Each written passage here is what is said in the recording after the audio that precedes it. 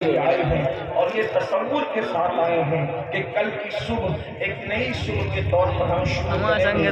اس کے ادوار ہوتے ہیں، ایک انسان کی شروعات ہوتی ہے.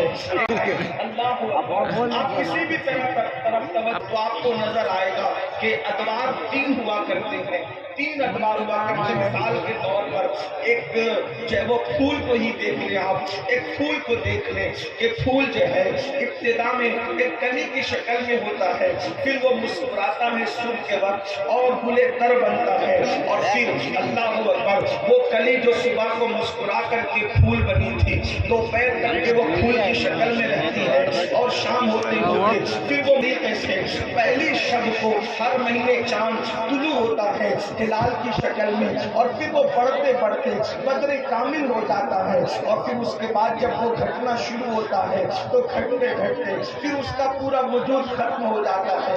اسی طرح سے صبح کو سورج نکلتا ہے، صبح کو سورج طلوع ہوتا ہے، اور پھر اس کے بعد دوپہر ہونے تک کے وہ پورے عروج پر آتا ہے، اور اس کے بعد پھر جو ہے دھیرے دھیرے گھٹتے گھٹتے ایک وقت وہ آتا ہے کہ پھر وہ مغرب کے اندر غروب ہو جاتا ہے، اپنے چہرے کو چھپا لیتا ہے. آپ اندازہ کریں اگر یہ بات آپ کے سمجھ میں آ گئی، سمجھدار لوگ ہیں، سمجھدار لوگوں کا مجمع ہے. یعنی ہر چیز کے تین دور ہے، ادوار تین ہے، ایک ابتدا ہے، ایک عروج ہے، ایک اختتام ہے، اور سب چیز کا عروج ہی اچھا لگتا ہے. مثال کے طور پر اللہ کو کلی سے زیادہ خوبصورت اور اس کے مرجھا جانے سے زیادہ خوبصورت پھول حسین لگتا ہے، اس لیے کہ وہ اس کی جوانی ہے. اسی طرح نکلنے والے سورج کو سب آپ دکھا سکتے ہیں، ڈوبنے والے سورج کو سب دیکھ سکتے ہیں، لیکن جب سورج سر پر ہوتا ہے تو بہترین سے بہترین نگاہ والا، خوبصورت سے خوبصورت آنکھ والا بھی اس سے آنکھ ملا نہیں سکتا، اس لیے کہ وہ سورج کی جوانی کا وقت ہوتا ہے، وہ سورج کے عروج کا وقت ہوتا ہے. اللہ اکبر. اسی طریقے سے مسلمانوں انسان کا بھی یہی حال ہے، انسان کی بھی یہی کیفیت ہے. انسان پیدا ہوتا ہے اتنا مجبور ہوتا ہے انسان کہ انسان چل نہیں سکتا، انسان بول نہیں سکتا، انسان اپنا معافی زمین پیش نہیں کر سکتا، انسان کچھ کھا نہیں سکتا، انسان اللہ اکبر نہا نہیں سکتا. کتنا مجبور ہے انسان ولادت کے وقت، پیدائش کے وقت، کہ جب وہ اللہ اکبر غلاظتیں لے کر کے پیدا ہوتا ہے تو نہلاتا کوئی اور ہے، غسل کوئی اور دیتا ہے، لباس کوئی اور پہناتا ہے. اللہ اکبر. جب تک ماں باپ نہ کھلائیں وہ کھا نہیں سکتا، بہت زیادہ جو ہے ہیوی غذائیں ہضم نہیں کر سکتا. اسی لیے اس کے لیے اللہ نے ماں کے سینے میں دودھ پیدا کیا، اس میں طاقت نہیں ہوتی، اس کا گلا کوئی بھی دبا کر کے مار سکتا ہے اس کو، وہ چل نہیں سکتا، وہ بول نہیں سکتا. لیکن وہی انسان جب جوانی کی دہلیز پر قدم رکھتا ہے تو جو چاہے کھا سکتا ہے، جو چاہے بول سکتا ہے، جو چاہے کر سکتا ہے. ہاں اللہ اکبر. لیکن وہی انسان جب بڑھاپے کی دہلیز پر پہنچتا ہے تو حالت وہی ہوتی ہے جیسے بچپنے میں مضبوط اور قوی غذائیں جو ہے وہ کھانے سے اس کو تکلیف ہوتی تھی، بڑھاپے کا بھی وہی حال ہوتا ہے. بھاری بھرکم غذائیں ہضم نہیں ہوتی، کبھی کمر میں تکلیف ہے، کبھی گھٹنوں میں تکلیف ہے، کبھی آنکھوں کی بینائی کمزور ہے. اسی طریقے سے یعنی بچپنا بھی کمزور اور بڑھاپا بھی کمزور، بچپنا بھی مجبور اور بڑھاپا بھی مجبور. لیکن اس کے درمیان ایک شباب کا دور ہے، ایک جوانی کا دور ہے. جوانی اللہ اکبر. جوانی اسے کہتے ہیں کہ انسان کے پورے وجود میں طاقت ہوتی ہے. انسان اگر جو چاہے وہ کر سکتا ہے. اگر وہ پہاڑوں کو ریزہ ریزہ کرنا چاہے تو وہ پہاڑوں کو ریزہ ریزہ بھی کر سکتا ہے.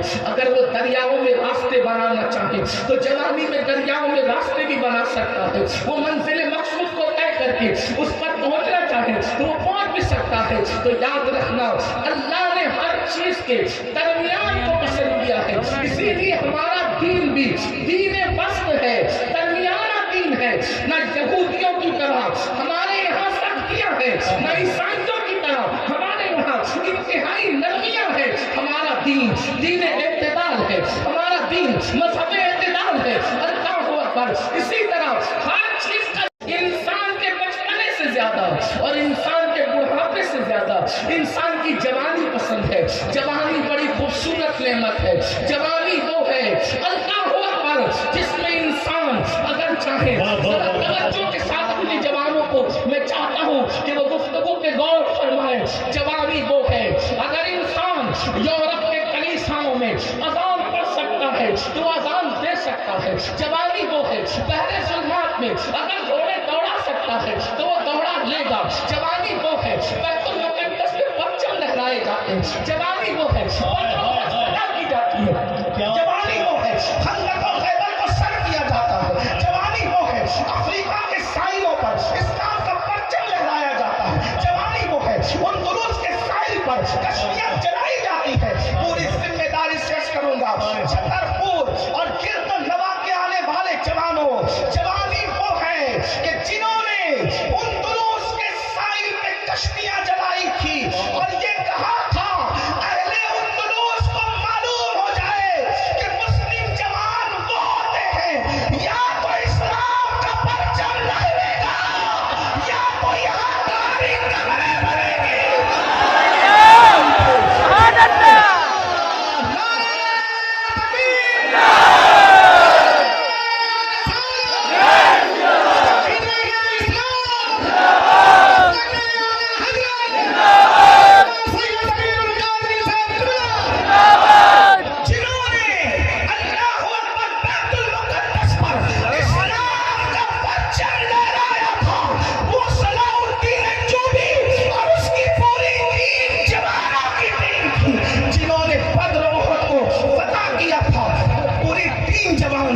ان کا قائد بھی جوان تھا، ان کے مقتدی بھی جوان تھے، ان کا سپہ سالار بھی جوان تھا.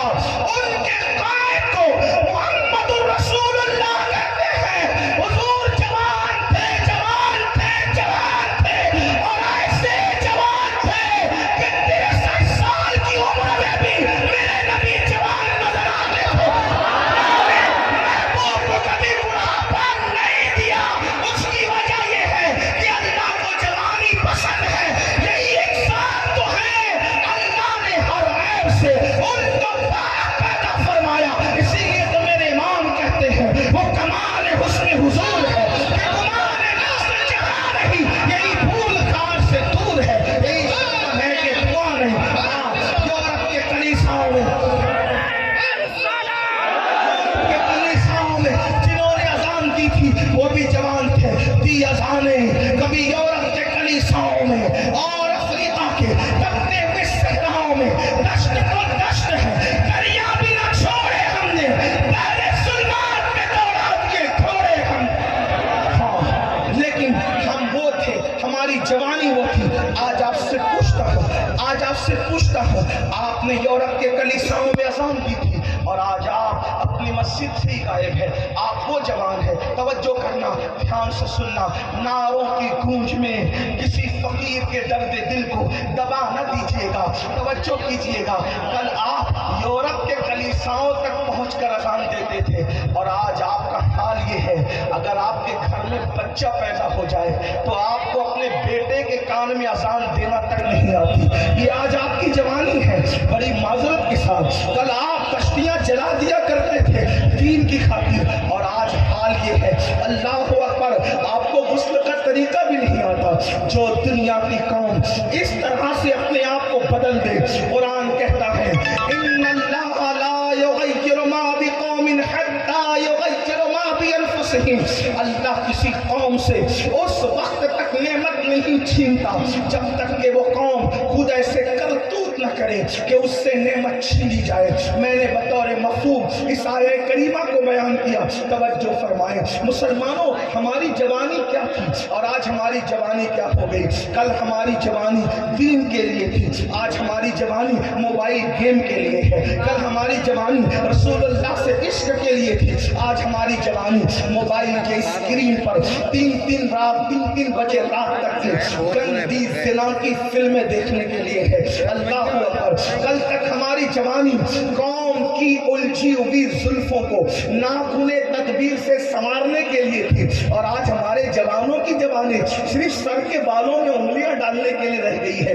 کل تک ہمارے جوانوں کی جوانی امت کو اوپر اور ترقی ترقی پر لے جانے کے لیے صرف ہوتی تھی، اور آج ہمارے جوانوں کی جوانی یا تو نشے کے اڈوں پہ جانے کے لیے رہ گئی ہے، یا تو شراب کے اڈوں پہ جانے کے رہ گئی ہے، یا تو زنا کے اڈوں پہ جانے کے رہ گئی ہے۔ کل تک کا مسلمان قرآن سے محبت کرتا تھا، آج کا جوان مسلمان اللہ اکبر لڑکیوں سے ناجائز تعلقات قائم کر رہا ہے۔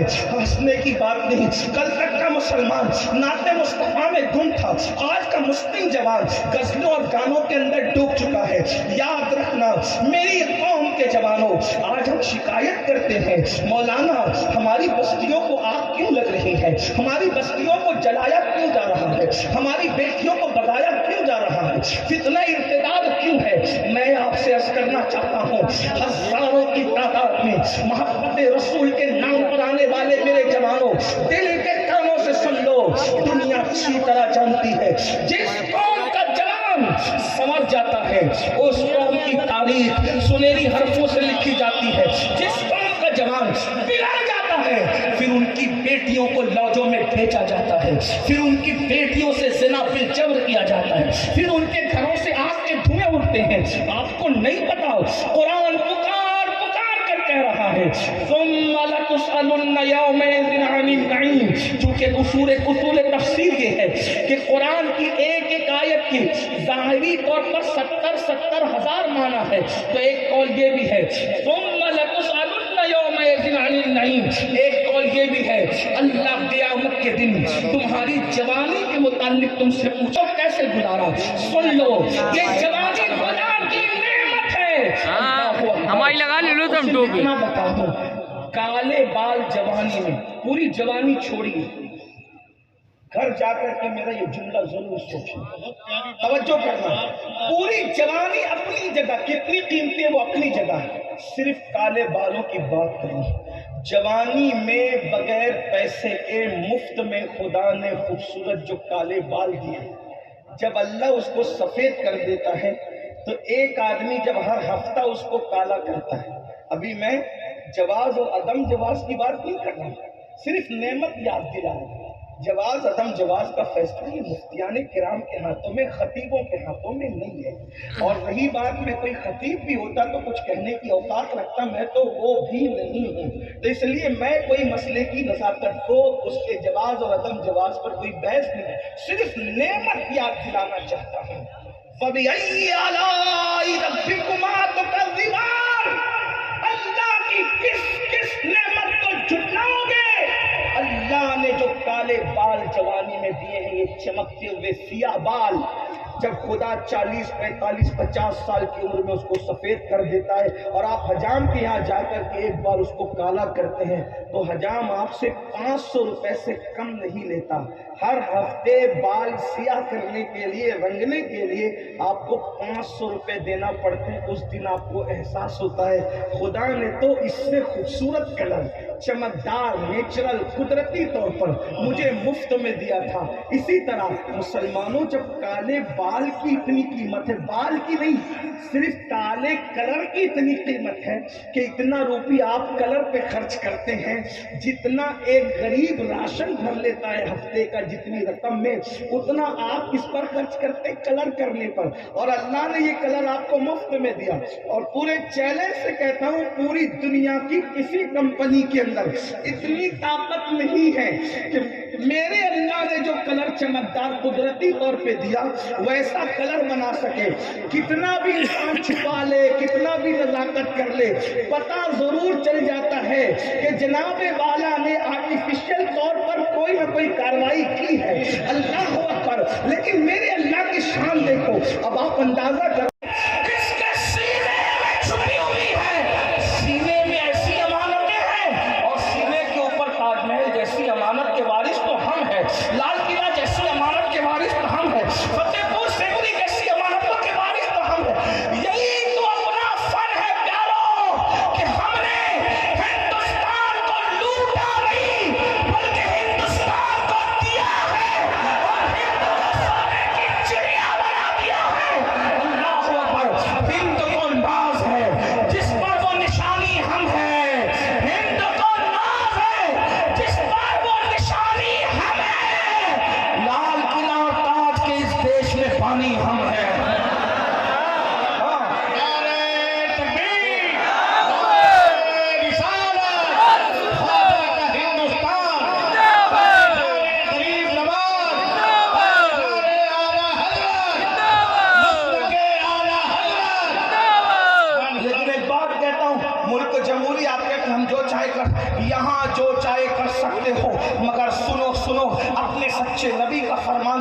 کانوں میں ایئر فون لگا کر اگر تم نے گانے اور میوزک سنی ہوگی تو اللہ کے سچے نبی صادق و مصدوق مصطفیٰ جان رحمت صلی اللہ علیہ وسلم فرماتے ہیں جس نے دنیا میں اللہ اکبر گانے اپنے کانوں سے سنا ہوگا ان کے کانوں میں آگ کا سیسا پگھلا کر جہنم کی آگ پر سیسا پگھلا کر ان کے کانوں میں ڈالا جائے گا.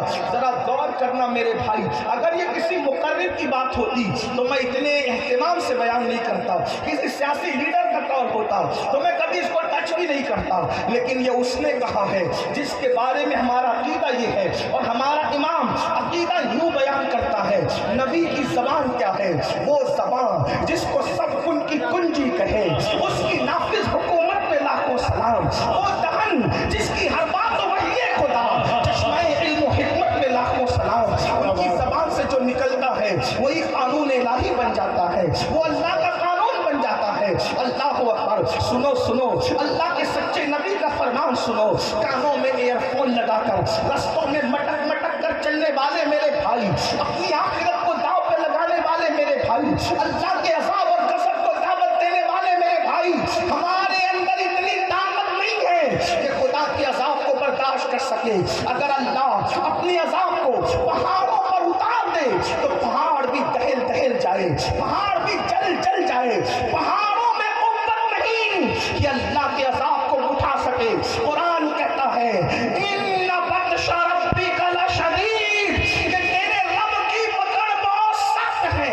میں اہل علم کی توجہ چاہتا, اہل علم کی, اگر خدا محبت پہاڑ پہ اتار دے تو پہاڑ اس کو برداشت نہیں کر سکتا, خدا عذاب اتارے تو لوگ اس کو کیسے برداشت کر سکتے ہیں. قرآن کہتا ہے لو انزلنا هذا القرآن على جبل لرأيته خاشعا متصدعا من خشية الله. اگر اس کلام کو ہم پہاڑ پہ نازل کرتے تو پہاڑ ریزہ ریزہ ہو. بھائی پہاڑ پہ کلام نازل ہوتا تو محبتوں کے ماحول میں نازل ہوتا. جس خدا کی محبت کا بار پہاڑ اٹھا نہ سکے, اس خدا کے غضب کا بار پہاڑ کیسے اٹھا سکتا ہے؟